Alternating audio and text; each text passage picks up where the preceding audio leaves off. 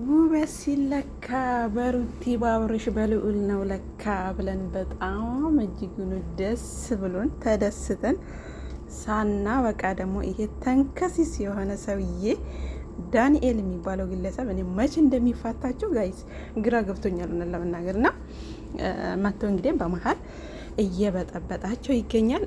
ግን ለምን በዚህ ልክ አስፈለገ እንዴ? በቃ ተዋቸው፣ ይዝናኑበት። ተዋቸው እስኪ በቃ ሪላክስ ያደርጉ፣ አብረው ጊዜ ያሳልፉ። አብርሃምን ከይሉንታ ይውጣ። አይተነዋል እኮ በቃ በፈገግታ ልጁን አቅፎ ምናምን ነገር እያየነው ነው አይደል እንዴ? ተወው እስኪ ዳኒ ምን ቤት ነው? ቤተሰቡ ራሱ ትቶታል አይደል እንዴ? እስኪ ለትንሽ ጊዜ ለማየት ማለት ምን እንደሚፈጠር ለማየት ራሱ እነ ዴቭ እነ ቡዜ ትተውታል አይደል እንዴ? ወደ ሩታ ተመልሶ ከሩታ ጋር እንዲሆን ፈቅደውለታል።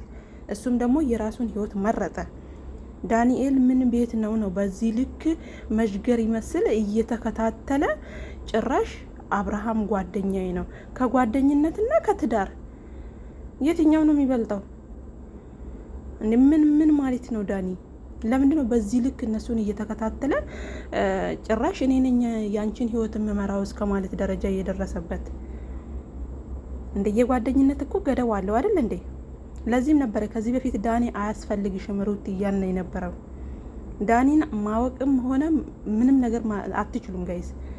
ይሄ የሆነ መዥገር ነገር ነው እና እውነት ለመናገር እኔ መጀመሪያ ሳያችሁ የሆነ የአባቶች ቀንም ስለነበረ ከትላንትና ከትላንት ወዲያ እውነት ለመናገር የአባቶች ቀን ልታከብርለት ነበር ይመስለኝና በጣም ነበረ ደስ ያለኝ።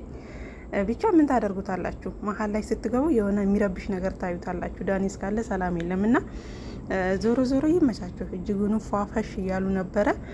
በስተ መጨረሻው መጥቶ ረበሻቸው። ጭራሽ አልፋታሽም፣ ተዝናንተሽ ስታበቂ ይዤው ይሄዳሉ። ምን ማለት ነው ዳኒ?